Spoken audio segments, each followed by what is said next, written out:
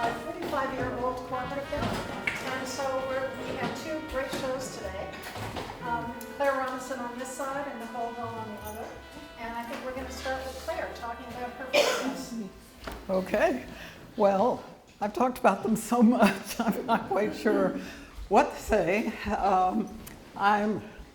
I still consider myself an amateur photographer, but coming to 3rd Street has helped enhance my skills, as well as being a part of a few critique groups and other photographers, and just having the opportunity to learn more and get exposed to other artists, which has been absolutely great. So I've probably been photographing most of my life. My father was an amateur photographer, and so of course I have to sort of emulate my father. But obviously he did film. This was long before digital. He was darkroom. And I always wanted to do photography, but was too busy with my work. So as soon as I retired, great, I could start doing my thing. And so this exhibit is sort of a culmination of just a few pieces of my work called Looking Without Seeing. And essentially that means that because I value my eyesight so much, and without cataract surgery, I was essentially so nearsighted that sight is something wonderful. So looking without seeing essentially means I look to see the things that people don't normally look at or don't normally identify as something to look at. And as a matter of fact, let's see, yes, the photo here, which is on my card, was out a window downtown at 12th and Locust. And I showed someone the raw picture, and they said, of the, I don't know what to call them, streetwalker, that's in the picture. And she said, oh yes, when you live down here, you don't see them anymore. They're just there. But I saw it, but I also saw the mural behind them. And it was and this is what that picture is called, juxtaposition, that I just thought it was ironic that you have these two very different figures. So these are just a combination of photographs from Philadelphia and Sicily. How do you put those together? I just put them together. But it's sort of the same, that just things that caught my eye and things I wanted to come back to. And this is part of what I said in my artist statements, that my photography gives me the opportunity to go back and really look at what caught my eye. And sometimes I actually see more. It's like, wow, I didn't see that before. Oh, that's so cool. And when I did the relaxing in red, I saw the red chairs, but I didn't notice that the grates were red too. And it's like, oh, that's really cool. Is that the natural color of the photograph? I mean, did you change the color of what you saw? The color of the seats is a bit intensified. But otherwise? Otherwise, yes, because it was spring, the vines had not started growing yet. So it was sort of gray and red. Really... I am trying very hard to get more people in my photography. I tend to like lines and lots of lines, architectural. You can actually see that in my photography. Does the red hold some significance to you? Because I seems that you are attracted to that color. Despite the fact that I love black and white, I love color. So if there's something that really, really shouts, and red is one of those things in photographs that, from what I've learned, is difficult to sort of do in photography, that it is a component that just stands out. Now, with this picture, that was not what stood out to me, but after doing it again, and after curating, I noticed that, we have red, as you said, it's red, red, red. So, but these sort of singular color that stands out is just something that attracts me. Yes. You said you love color, and are you consciously restricting yourself to black and white to explore that? Or do you have this whole other set that you just didn't happen to be in this show? Exactly. Yes.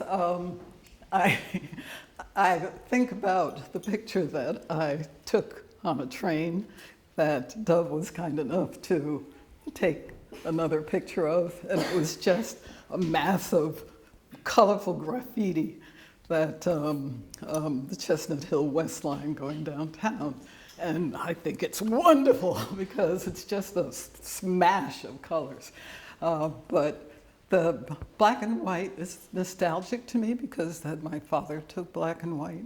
And I like the crispness, I like the contrast, and it does very well with architectural photography, which I'm totally in love with.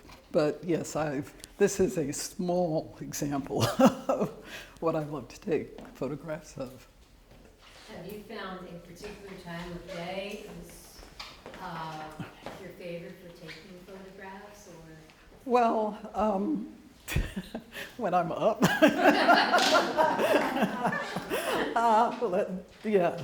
Not really.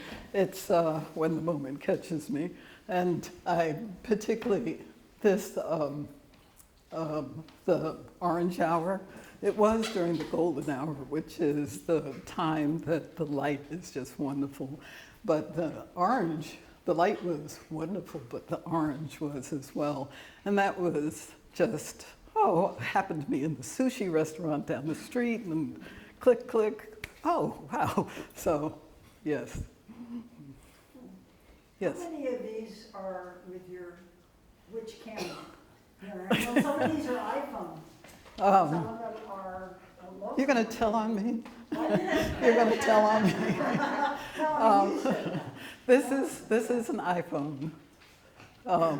This is actually Allen's Lane Station, not Allen's Lane, I think the one after it. Highland Station. Or Highland. This was an iPhone because that's what I have with me, and this one's an iPhone. It's amazing that you can get such clarity in your iPhone. You have a fancy iPhone? I wanted also to say that my father was not just an amateur photographer, but he was an engineer. So he passed to me techie.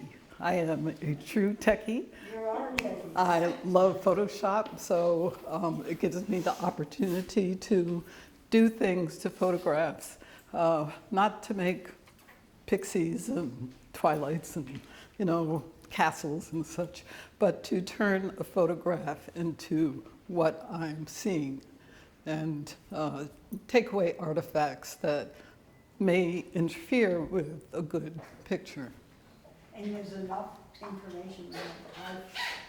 Sometimes there is, and sometimes there isn't. Because it's so much easier to hold. It is. Read. I just wondered if, does she know you took a picture of her? Did you I was on the third floor of a building Uh-huh. across the street. So I'm just curious about photographers. My daughter is a photographer and she's taken lots of pictures, and I never even asked her. I'm pretty sure she doesn't ask her any of her subjects if she can take their picture. This is a continuing question that photographers have, but someone in a public place, we are not using it for commercial purposes. If we were going to try to sell it to a Coca-Cola, for instance, to do an ad, then I would need to have their permission. Because they would show up 100,000 places and they Yeah, want their money. Yeah, no, I hear you. Yes, Reed? Does your prior work, before you retired, which is a pretty long career, is there any of that in your photos? Any impact from that? In your photoshopping, because you are a surgeon. That's great. I That's think, great, Tricia. yes, That's because great. I'm a very That's great. detail-oriented person, and Reed is part of my critique group, as is Sarah and Dove, but it's funny because we also have another member, Charlie, and if there's a little tiny little piece of dirt there, said, why didn't you take that out? It's like, well, I thought that was aesthetically part of the photo, but yes, you start to make these detailed decisions as to what should be there, what shouldn't be there, what is part, what enhances, what takes away. So, yes. So, okay, no questions. I just wanted to add that I have a haiku that is in the window that essentially was sort of making an analogy to not seeing. And essentially it's a haiku, and this is printed on a braille sheet. And the haiku essentially implies that calloused fingers cannot read. So the blind, whose fingers are callous, cannot read the braille.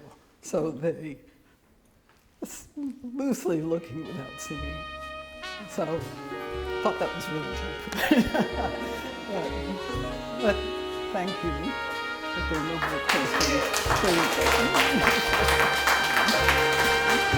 please.